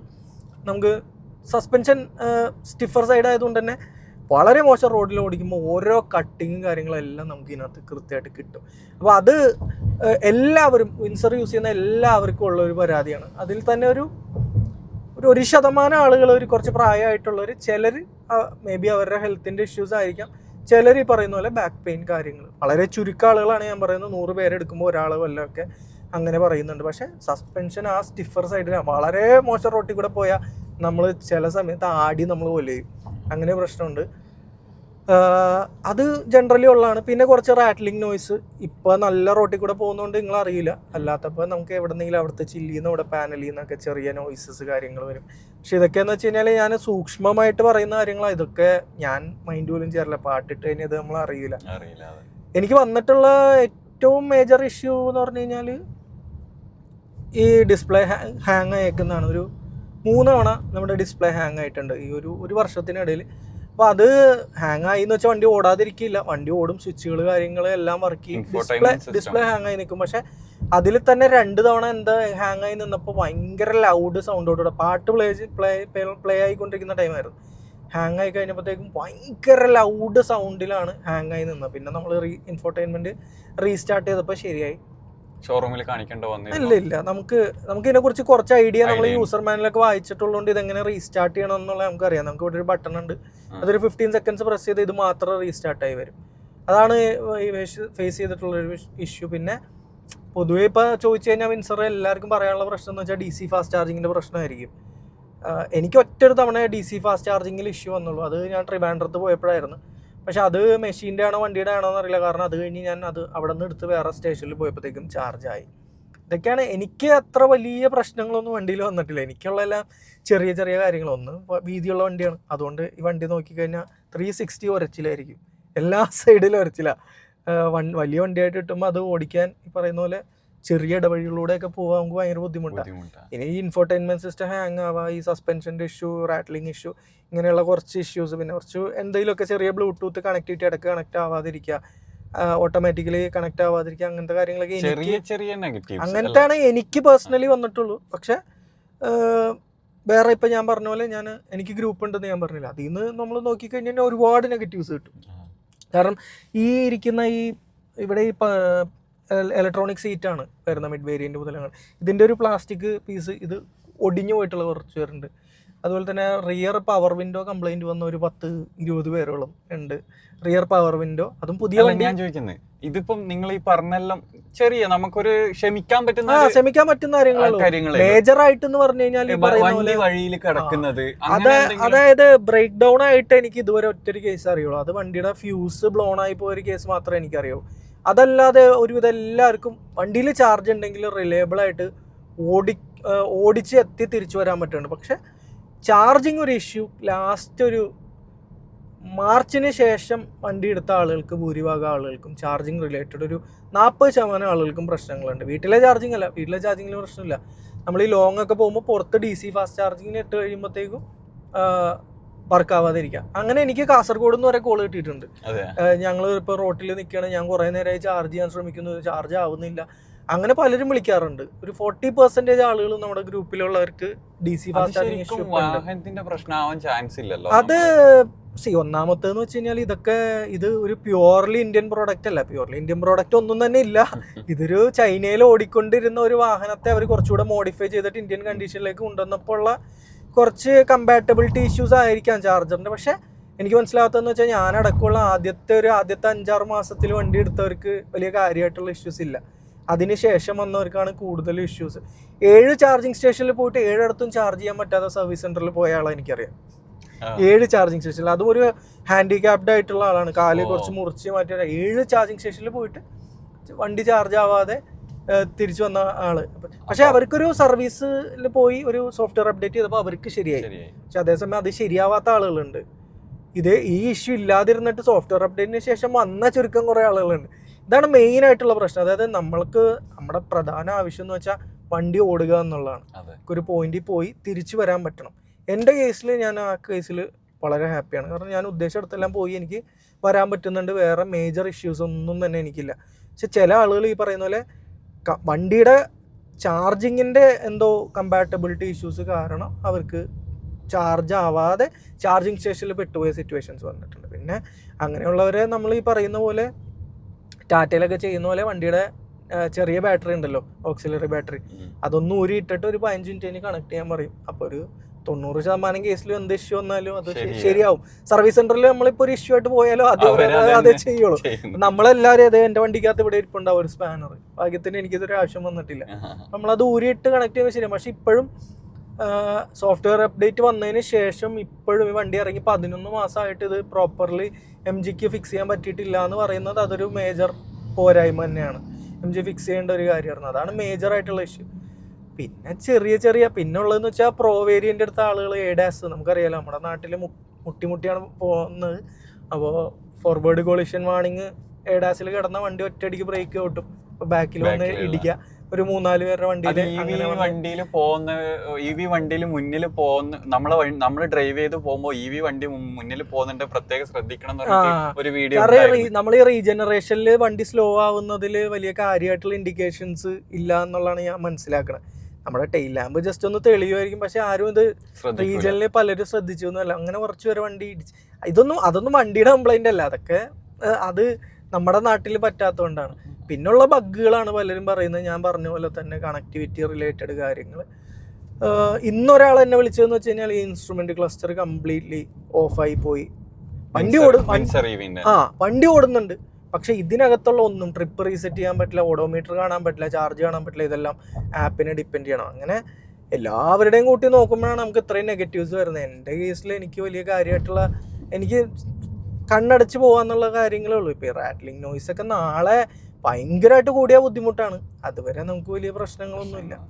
ഇതൊക്കെയാണ് ജനറലി വിൻസറിൽ ഞാൻ ആസ് എ ഗ്രൂപ്പ് അഡ്മിൻ അതുപോലെ തന്നെ കോണ്ടന്റ് ക്രിയേറ്റർ എന്നുള്ള രീതിയിൽ കേട്ട് വന്നിട്ടുള്ള ഇഷ്യൂസ്. അപ്പോൾ എല്ലാവരും ഈ പറയുന്ന പോലെ ഇതൊക്കെ മനസ്സിലാക്കിയിട്ട് വേണം വണ്ടി എടുക്കാനായിട്ട്. കാരണം ഇതൊന്നും നോക്കാതെ വണ്ടി എടുത്ത് ഫസ്റ്റ് തന്നെ ലോങ് പോയിട്ട് പെട്ട ആളുകൾ എനിക്കറിയാം. അപ്പോൾ ഞാൻ വിൻസർ മോശം വണ്ടി എന്നുള്ള രീതിയിലല്ലേ ഞാനിത് പറഞ്ഞു വരുന്നത്. ഞാൻ പലരും ഫേസ് ചെയ്യുന്ന ഇഷ്യൂസാണ്. ഇതൊക്കെ ഫിക്സ് ചെയ്ത് വരുമ്പോഴാണ് ഒരു കമ്പനി നല്ലതാണ് അല്ലെങ്കിൽ അവരുടെ സർവീസ് നല്ലതാണെന്ന് നമ്മൾ പറയുന്നത്. വണ്ടി ഈ പറയുന്ന പോലെ ഈ വിലക്ക് ഇന്നും വാല്യൂ ഫോർ മണിയാണ്. ഇത്രയും സ്പേഷ്യസ് ആയിട്ടുള്ളൊരു വണ്ടി വേറെ ഇല്ല. അത്യാവശ്യം നല്ല ഫീച്ചേഴ്സ് ഉണ്ട്.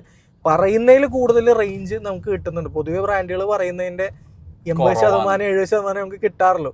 450 പറഞ്ഞാൽ 300 കിട്ടും. ഇവിടെ 331 പറഞ്ഞിട്ട് ഐഡിയൽ കണ്ടീഷൻ ആണെങ്കിൽ 350-360 റേഞ്ച് പോകുന്നുണ്ട്. അത്യാവശ്യം ഫീച്ചേഴ്സ് കാര്യങ്ങളൊക്കെ കിട്ടുന്നുണ്ട്. നല്ല സ്പേഷ്യസ് ആണ്. പിന്നെ എനിക്ക് പറയാനുള്ളതെന്ന് വെച്ചാൽ ടയറാണ്. ടയറിൻ്റെ കേസ് എന്ന് വെച്ചാൽ സ്റ്റോക്കായിട്ട് ടയർ വരുന്നത് മിഡ് വേരിയൻറ്റിലെല്ലാം വരുന്നത് C8 സെക്യൂറ ഡ്രൈവ് എന്ന് പറഞ്ഞ ടയറാണ്. അത് ഒരുപാട് ഹെയർ ലൈൻ ക്രാക്സ് വരുന്നുണ്ട്. ഇപ്പോൾ എൻ്റെ വണ്ടിയുടെ ടയർ എടുത്ത് നോക്കിയാൽ ഹെയർ ലൈൻ ക്രാക്സ് നിങ്ങൾക്ക് കാണാൻ പറ്റും.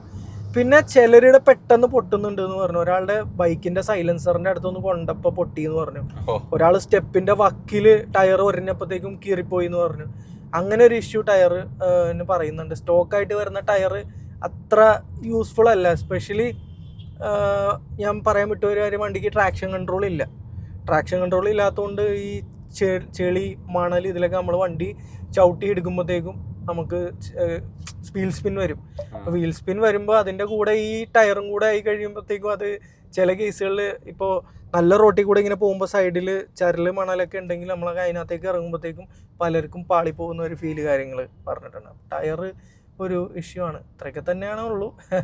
എന്തെങ്കിലും വിട്ടുപോയിട്ടുണ്ടോയെന്ന് അറിയില്ല. ഒരുവിധം ഇഷ്യൂസ് ഒക്കെ നമുക്ക് ടോളറേറ്റ് ചെയ്യാന്നുള്ളതാണ്. ബ്രോ കുറച്ച് നെഗറ്റീവ്സ് ഒക്കെ പറഞ്ഞു ഈ ഒരു വാഹനത്തിന്റെ. EVന്റെ സൈഡ് കൂടുതലായിട്ട് അറിയുന്ന ഒരു വ്യക്തി നിലയിൽ കുറെ കാര്യങ്ങളൊക്കെ പറഞ്ഞു.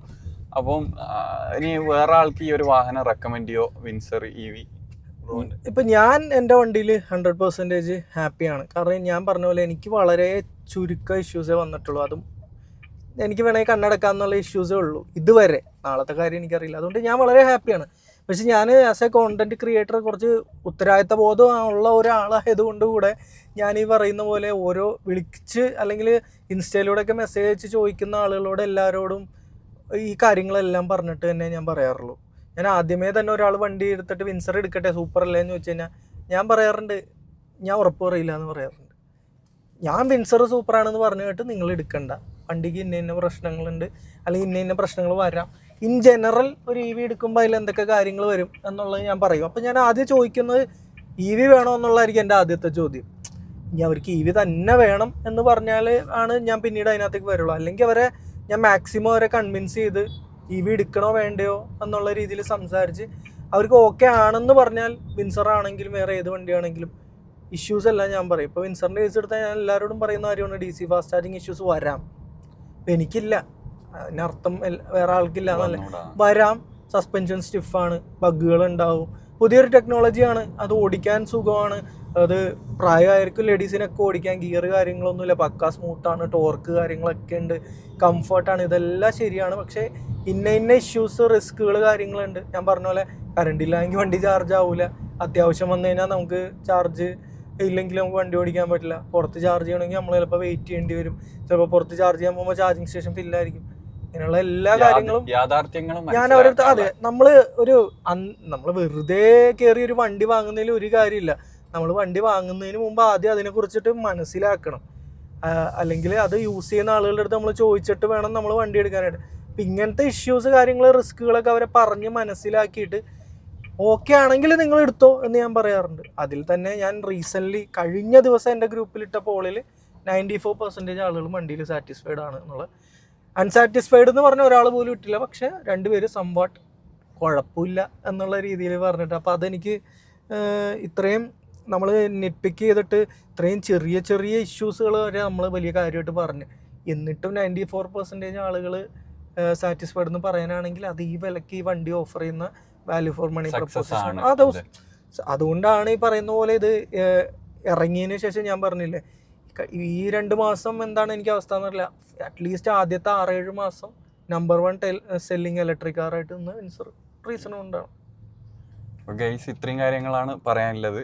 ഞാൻ പുള്ളി ഒരു ജെന്യൂൻ റിവ്യൂ ആണ് തന്നെ EV ആയിട്ട് ബന്ധപ്പെട്ടിട്ട് വീഡിയോ ചെയ്യുന്ന ഒരാളായതുകൊണ്ട് കൂടുതൽ കാര്യങ്ങൾ സംസാരിക്കാൻ പറ്റി അദ്ദേഹത്തിന്. പൊതുവേ എൻ്റെ ചാനലിൽ ജെന്യൂൻ റിവ്യൂ ആണ് ചെയ്യുന്നത് വാഹനമായിട്ട് ബന്ധപ്പെട്ടിട്ട്. അപ്പോൾ നിങ്ങൾ ചാനൽ ആദ്യമായിട്ട് കാണുന്നതാണെങ്കിൽ ചാനലൊന്ന് സബ്സ്ക്രൈബ് ചെയ്യുക. അതുപോലെ തന്നെ നിങ്ങൾ EV വാഹനങ്ങൾ ഉപയോഗിക്കുന്നുണ്ടെങ്കിൽ ഒന്ന് കമൻറ്റ് ചെയ്യുക.